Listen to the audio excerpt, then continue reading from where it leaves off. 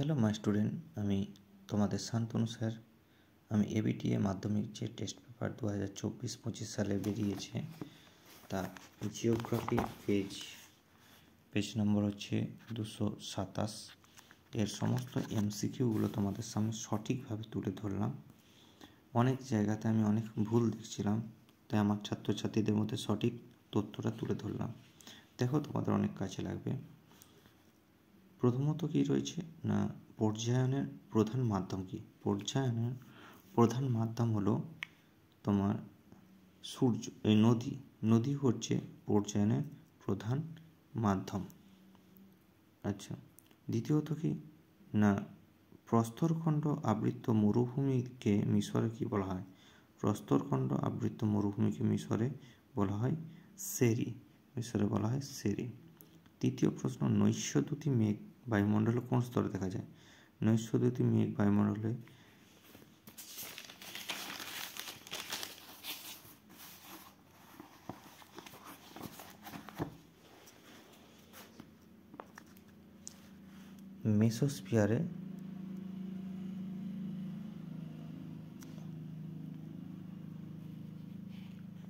মেসোস্ফিয়ারে দেখা যায়।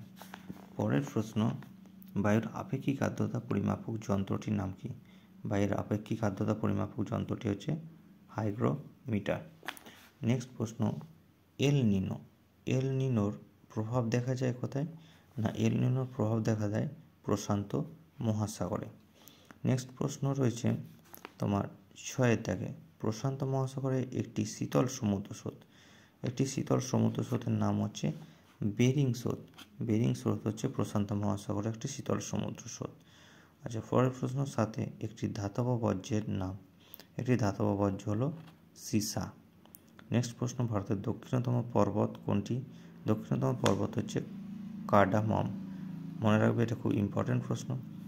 আচ্ছা, ভারতে অবস্থিত হিমালয়ের সর্বোচ্চ শৃঙ্গ কি? ভারতে অবস্থিত হিমালয়ের সর্বোচ্চ শৃঙ্গ হচ্ছে কাঞ্চনজঙ্ঘা।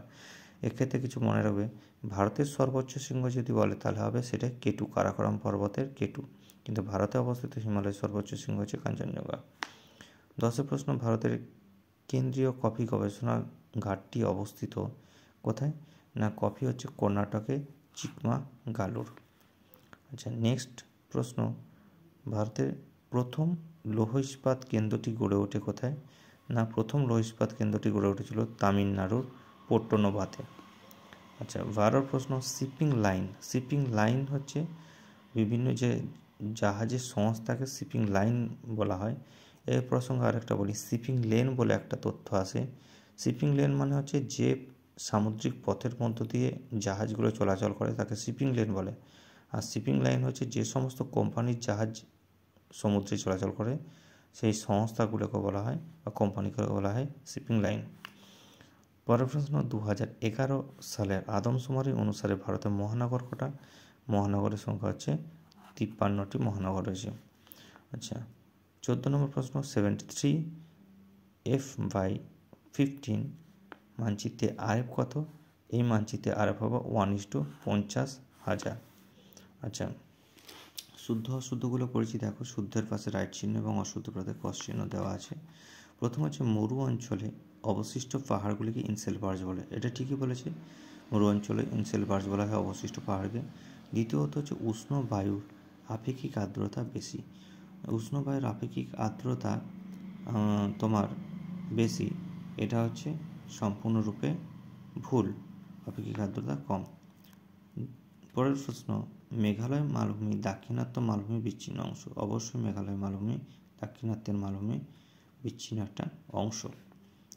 4, চাঁদ, সূর্য, চন্দ্র যখন পৃথিবীর সঙ্গে সমকোণে থাকে তাকে বলা হয় সিজিগি।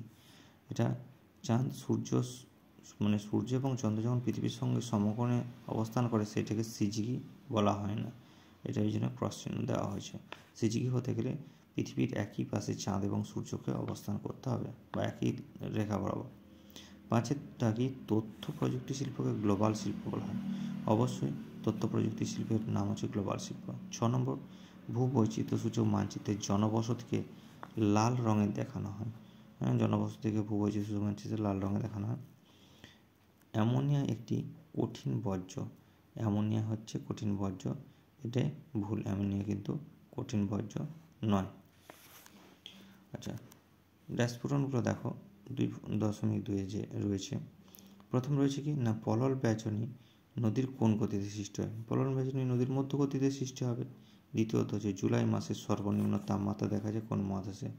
জুলাই মাসের সর্বনিম্ন তাপমাত্রা দেখা যায় আন্টার্কটিকা মহাদেশে। 3 প্রশ্ন কি না, ভারতের জনবন্টনের সূচক কি? ভারতের জনবন্টনের সূচক হলো জনঘনত্ব। পরের প্রশ্ন, মৌসুমী বায়ুর প্রত্যাগমন ঘটে কখন? না, মৌসুমী বায়ুর প্রত্যাগমন ঘটে ড্যাশ জেট বায়ুর প্রভাবে, সেটা হচ্ছে তোমার পশ্চিমী জেট বায়ুর প্রভাবে। আচ্ছা, তারপর দিচ্ছে 5 মালাবার উপকূলে বালিয়াড়িকে স্থানীয় ভাষায় কী বলা হয়? মালাবার উপকূলে বালিয়াড়িকে স্থানীয় ভাষায় টেরিস বা থেরিস বলা হয়। পরের প্রশ্ন, ডিউরিক ক্রাস্ট। ডিউরিক ক্রাস্ট কোন মাটিতে দেখা যায়? ডিউরিক ক্রাস্ট হচ্ছে ল্যাটারাইট মাটিতে দেখা যায়। 7 নম্বর হচ্ছে ভাঙা টিভি একটি কী ধরনের বর্জ্য? ভাঙা টিভি হচ্ছে একটা ইলেকট্রনিক্স জাতীয় বর্জ্য। পরের প্রশ্নগুলো দেখো, পরের প্রশ্ন কী রয়েছে না, পরের প্রশ্ন আমরা দেখতে পাচ্ছি 2.3-তে যে কেটল হ্রদের তলদেশে সঞ্চিত পলি কী নামে পরিচিত? কেটল হ্রদের তলদেশে সঞ্চিত পলির নাম হচ্ছে ভার্ব, বয়াকার বয়েরে ভার্ব নামে পরিচিত। সেকেন্ড কোশ্চেন, পৃথিবীর বৃহত্তম উপত্যকা হিমবাহ। পৃথিবীর বৃহত্তম উপত্যকা হিমবাহ হচ্ছে আলাস্কার হুবার্ড, পৃথিবীর বৃহত্তম উপত্যকা হিমবাহ। আচ্ছা, 3 নম্বর, হীরক চতুর্ভুজ কোন পরিবহনের সঙ্গে যুক্ত থাকে?